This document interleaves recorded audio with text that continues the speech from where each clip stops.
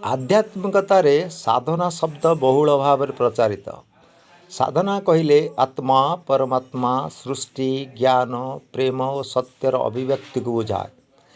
ଯେଉଁମାନେ ଯୋଗ ସାଧନା କରିବାକୁ ଇଚ୍ଛା କରୁଛନ୍ତି ସେମାନେ ପ୍ରଥମେ ନିଶ୍ଚିତ ହେବା ଦରକାର ଯେ ତାଙ୍କର ଏହି ଇଚ୍ଛା ଏକ କୌତୂହଳ ନା ଯୋଗ ସାଧନା ପାଇଁ ଏକ ଆହ୍ୱାନ। ଯଦି ସାଧନା ପାଇଁ ଆସ୍ପୃହା ଆସିଥାଏ ତେବେ ସେହି ଆସ୍ପୃହାକୁ ନିରନ୍ତର ବଞ୍ଚାଇ ରଖିବା ଦରକାର। ଆସ୍ପୃହା ସବୁ ସମୟରେ ଆସେ ନାହିଁ, କିନ୍ତୁ ଇଚ୍ଛା ସବୁ ସମୟରେ ଆସୁଥାଏ।